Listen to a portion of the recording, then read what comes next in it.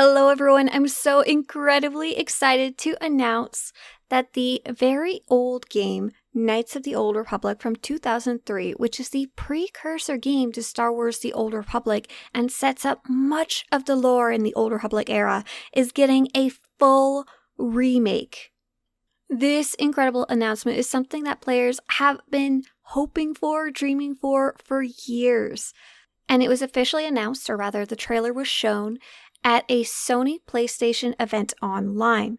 This remake of the old solo game will be created by Aspyr. And this is a very interesting company to have chosen to work on this game by Lucasfilm, because Aspyr has actually been very intertwined with the older Star Wars gaming community for quite a while. They are most well known for taking Knights of the Old Republic, the older solo game, and bringing it to iOS, bringing it to iPhones and iPads. They've also worked on bringing some of the older games like Star Wars Jedi Knight, Jedi Academy, one of the most beloved older games, to the modern age so that it can function on newer computers. I know many Star Wars The Old Republic players have either played Knights of the Old Republic and love it. Many of you, it has ignited your love for Star Wars and the legends and expanded universe content outside the movies. I know there are also many of you who have maybe heard about it kind of on the side and don't know much about it. In short, it's a solo game. There is no multiplayer aspect. It's a role-playing game, so it's kind of similar to Star Wars The Old Republic. The combat was a bit of an older style where you could actually pause the game. And in short, it told the story of the rise of Revan. You start off as a character on a ship. You have to go rescue Bastila, who's actually the great-great-great-great-grandmother of Satil Shan. And you're basically searching for these ancient star maps that will lead you to an incredible, deadly, and horrific weapon that needs to be stopped. And along the way, you get to learn about how Revan became Revan and the beginning of his story that picks up later in Star Wars The Old Republic.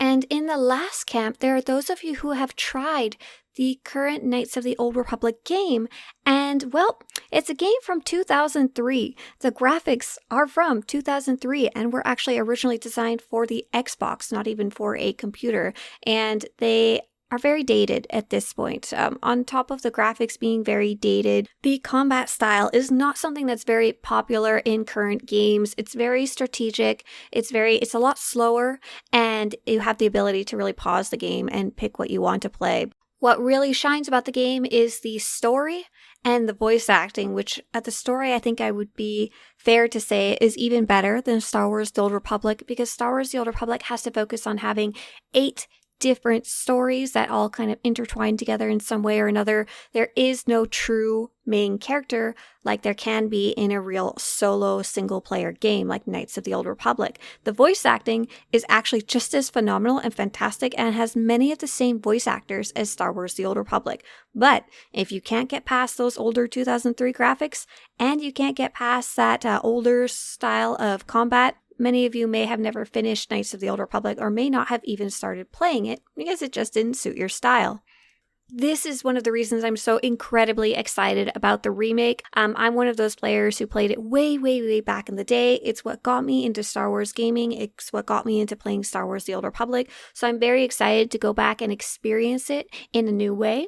And I'm also excited for you guys to be able to experience the story of Revan in a newer format with updated graphics. So for those of you who started Star Wars gaming later down the line, you can still go enjoy this incredible story when the remake comes out. So I mentioned earlier, this was shown on a Sony PlayStation Live event. There was actually a lot of confusion when this trailer first came out because there was nothing that said it would be on the computer. It just said PlayStation. But we did get some later confirmation from both Aspyr Media, who's creating it, as well as from Lucasfilm and StarWars.com that it will be released on both the PlayStation 5 as well as the PC. So PC is computer, what we play Star Wars The Old Republic on. One important thing I've been trying to get clarification about is, will it come out at the same time on PS5 as computer? We don't know. We have 3 different sources confirming that it will be on both, but none of them are 100% clear about whether it will be at the same time. Everyone kind of seems to have their own interpretation, and it gets especially weird because PlayStation and consoles in general like to use the word exclusive, like PS5 exclusive doesn't necessarily mean it won't be on PC, it just means it's not going to be on the Xbox anytime soon.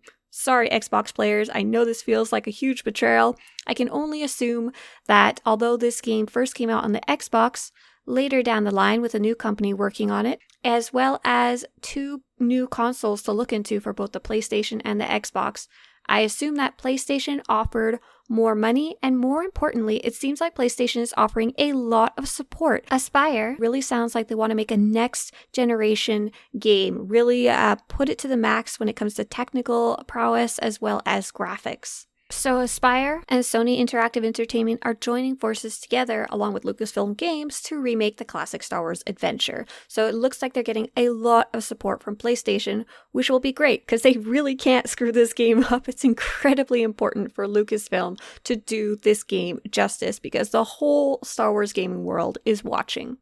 So for those of you who have played the original game, probably one of your biggest questions is it going to be just a graphical update? Kind of like they've done for Mass Effect, where they retextured everything, made it good for newer computers and make it big and beautiful? Or are they going to be remaking the game? The developers of the game have made it very, very clear. This is not going to be just a graphical overhaul. So here's what they said. They're going to be rebuilding the game from the ground up. So here's an interesting little quote.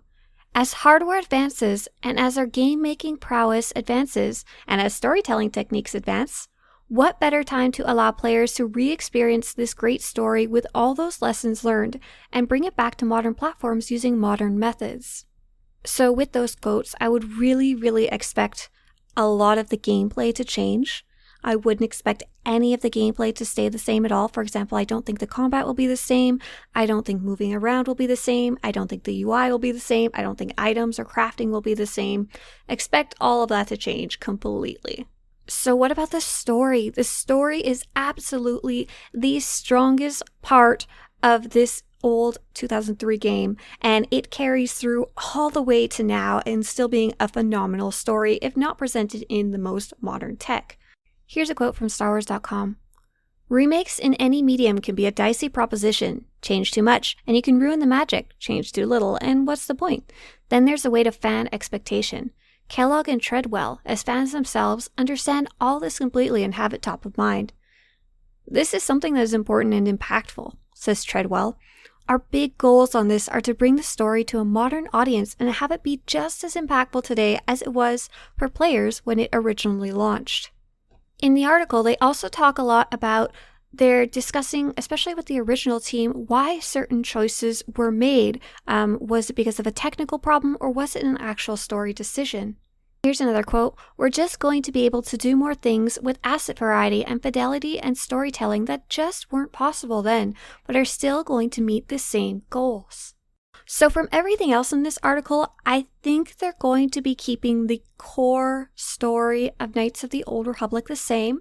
They seem to be trying to make big notes and big discussions about what are the most important parts of this story and keep those authentic, keep those similar, keep those with the same feelings that they got for original players way back in the day that made this such an amazing game to play. They've also hired some writers, multiple, so there's a good chance that they are going to be either adding storytelling, updating some of the existing story in the game, and there will be some changes along the way. So don't expect this to be a 10 to 10 faithful reproduction of Knights of the Old Republic just with updated gameplay. There will be some changes to the story. What about the voice actors? Like I said earlier, the story is phenomenal, but it's brought by a phenomenal team of voice actors, much in the same way that Star Wars The Old Republic stands out with its fully voiced animated cutscenes with some of the best voice actors in the industry.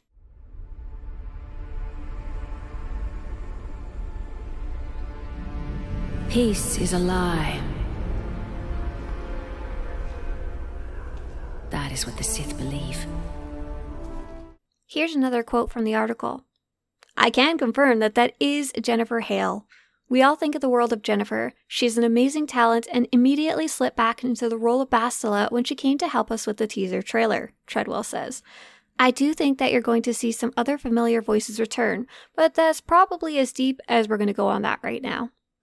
So I don't think it's 100% clear if they're going to be using the old audio files or if they're going to be completely re-recording, but it does sound like with Jennifer Hale coming back for the audio of the trailer that they may be re-recording and they will be bringing back some of the original voice actors. I think it would be foolhardy to say, yes, they're going to have absolutely all the same cast, but I have a feeling they're going to try and get as many as they can. What about graphics? What's it going to look like? The only thing we know so far, we don't have any gameplay footage, we don't have any in-game footage, and it kind of sounds like they're not quite there yet.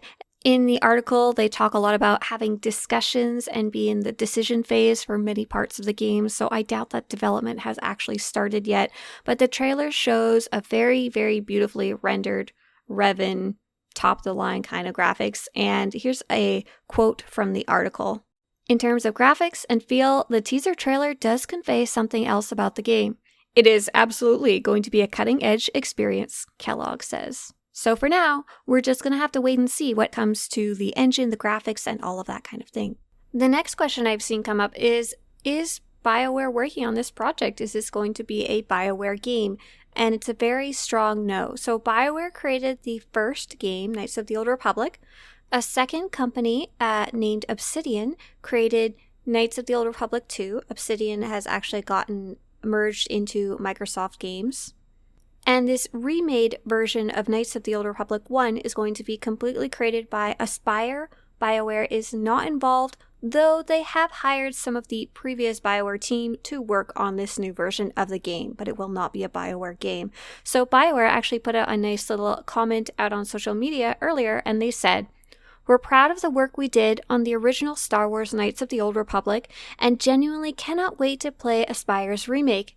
As we continue our work on Star Wars The Old Republic, we will watch with great interest. May the Force be with you." I think the last biggest question that everyone is asking is, when will this come out? We have literally no idea when Knights of the Old Republic Remade will be released. We have not been given any type of timeline or anything like that.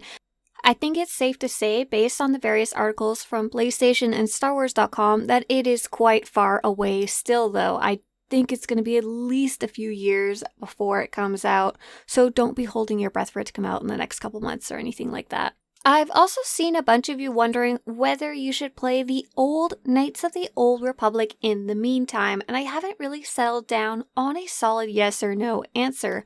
Many players who try it now, who haven't played it in the past, go back and say, sorry, it's far too clunky, the graphics are too outdated, it was kind of a waste of time for me to try it. And of course, other of you who are especially focused on the story are absolutely going to love it and are going to enjoy, I'm sure, seeing the differences between the old version and the upcoming remade version. I would love to hear your guys' comments below about whether you think it's a good idea to go and play the old version now. Like, would you recommend it to someone who hasn't played it before, especially with the idea that the remake will come out that they could then play later? I hope you guys enjoyed this super in-depth video about everything we know and what we don't know about the Knights of the Old Republic remake. As we wait for it to come out, I will of course be continuing to cover Star Wars The Old Republic. See you guys later, and may the Force be with you.